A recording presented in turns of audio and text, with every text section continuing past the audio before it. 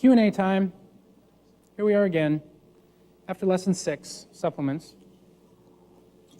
So let's try to keep the questions on topic, and we'll get as many in as we can. First hand up, in the back.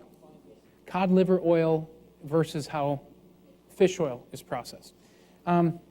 There are a lot, because cod liver oil is not nearly as advertised and seeked out by the American public, a lot of the cod liver oil producers are doing a much better job of producing a better quality product than fish oil. But cod liver oil is also another example of a supplement that has high levels of derivative fatty acids that, again, your body can make on its own. So fatty acids have been misunderstood for a really, really long time. And even after hearing this lesson, a lot of people may still not change their mind because they're just so convinced that fish oil is what's great. Bottom line is fish oil has been the sales have grown and grown and grown and grown and grown and grown over the years. It's not doing anything for anybody. And the studies that come out are funded by the industry itself. And so, we've got all this data showing us that fish oil is so wonderful, yet we're just not seeing it happen on the ground, in clinic, in people's lives. And with the parent fatty acids, we have done a lot of research on vascular health and flexibility of veins, and we see it right in the office. We are seeing this change and improve right away as soon as people begin to get parent fats. Cod liver oil is definitely more of a whole food than fish oil is. There's no doubt about it. Yep. Yes, sir. The ESSIAC blend, yeah. You want to find, first of all, you want to make sure it's organic. It comes from organic herbs. Okay? And you want to make sure it's not irradiated. All right? And irradiated, basically, a lot of people don't know that even supplements are also subjected to radiation. And it was very, very interesting because I talked to a supplement producer just probably 4 weeks ago, and he was talking to me about their process, and he was pushing to have a certain supplement to have it go through some heating and things like that to decrease the bacteria count because they're afraid of being sued. Because there's higher levels of bacteria, there's higher level of living organisms in these raw herbs and things like that. So you have to find an ESSIAC formula that is organic in nature, non-irradiated. And you can get it either in a capsule, a powdered capsule, or you can get it in a liquid format. Okay? So Healthy for Life carries the ESSIAC formula that I take. And the reason that I buy it from there is because I know how it's made. And I don't know of any other ESSIAC formulas that are made without heat from organic herbs and non-irradiated. All of those all together are the reason why I take that.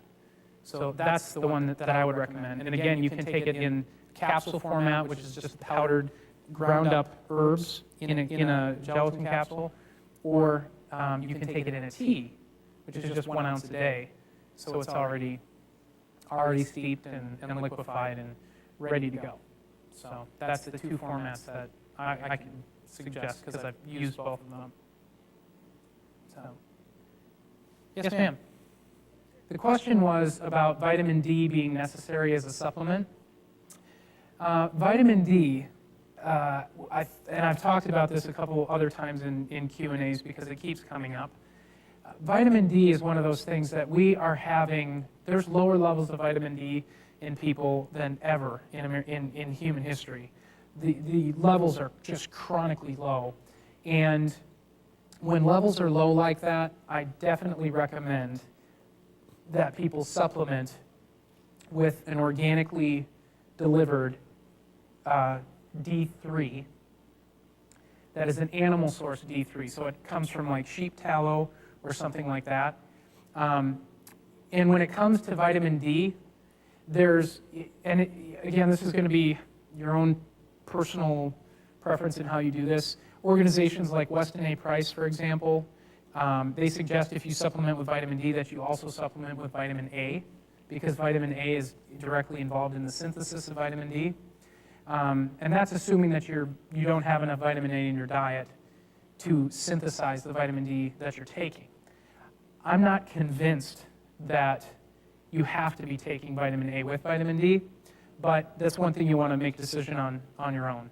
But vitamin D supplementation is becoming more and more and more important because you literally can't get anything done in the body, for the most part, other than just surviving, limping along, without enough vitamin D. Your vitality depends on vitamin D. Yeah, well, you're not going to see a vitamin D on the marketplace that actually says organic on it, because they don't have to disclose where the vitamin D was sourced from, and you'll have to look on the ingredients to actually see that it's delivered with an organic fat. So most vitamin Ds are D3s in a liquid form, which is what I recommend, that's in a drop form, is made with fractionated coconut oil.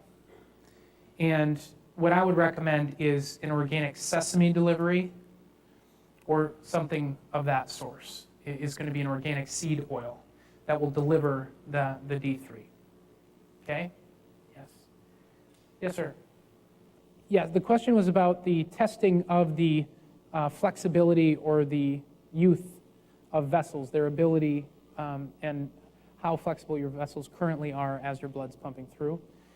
Yeah, there's basically a pulse, kind of a pulse ox type of way of reading it. It's an infrared thing. It goes on the end of the finger, and it reads the flexibility of the capillaries. And as your blood pumps through, it reads the frequency, basically, that comes out of as your blood pumps through. It's kind of hard to explain, but yeah, it basically can tell us how much flexibility is in there. It'll show it with a wave. It'll show that flex with a wave. And so if there's not much flex, it basically means that your vessels are more like this instead of like this. And I'm saying that because they may not be dancing around like that, but you get what I mean. It's a flexible blood vessel. Right. Your best source of mineral intake is through produce and through meat, dairy, and egg sources, okay? Because you get minerals in through meat too, okay? Because they've eaten the plants as well, so you get that nutrient transfer again. However, this is where the food now is got a lot less mineral content than it used to. So the next best thing, opposed to artificially pumping minerals and things like that into food, the next best thing is going to be minerals that are earth-sourced, okay? And this is very similar to the minerals that comes in Redmond's real salt, or it comes in Celtic salt, those types of things. It's the same type of mineral. It's a mineral found in nature with the trace elements all around it, okay? And that's why we like chelated minerals, because minerals that come out of plants and produce and things like that are chelated as well. So the reason they're bioavailable is because they're protein bonded as they're being delivered, which means they can move right through the intestinal tract into the bloodstream where they belong. So that's why we like the chelation, is because it mimics that of minerals that come from produce and whole food. Yes? 500 million, trillion, billion organisms? Yeah. So the question was, how do you pick the appropriate probiotic? And what I tell people to look for is to look for a certified organic whole food probiotic. That is what you need. It is derived from real food, and the actual organisms were created through a fermentation or a culturizing or a culturing process. That is the type of probiotic that you want to look for.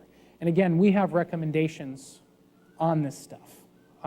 So the health resources page that we're working on getting cranked up here, that's going to have our recommendations as far as what our research has shown us in the marketplace, and we'll help direct you on where to find this stuff. So, yeah. Yes, there's a difference between refrigerated and non-refrigerated. The ones that are refrigerated basically are created with an enzymatic process that it will go bad if you don't refrigerate it. It's basically, it'll turn on itself, so to speak.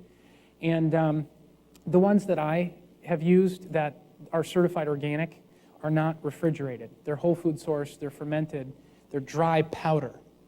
They're not actually in a suspension or in a yogurt or anything like that. It's just a dry scoop. It looks very much like a green supplement, but it is a whole food supplement. So, yes, one last question. Very good question. Was that the end of the question? Okay. So the question was, you say that we need meat, dairy, and egg sources, so we need dairy, but then you also say that pasteurization changes the shape and the quality of that food. And you even mentioned how organic milk is also pasteurized. I do not drink milk on a day-to-day basis unless it's raw. And I don't have a place to get it close to get it raw, so I just don't drink milk. Even organic milk is pasteurized, and I do not consume pasteurized milk if I can help it.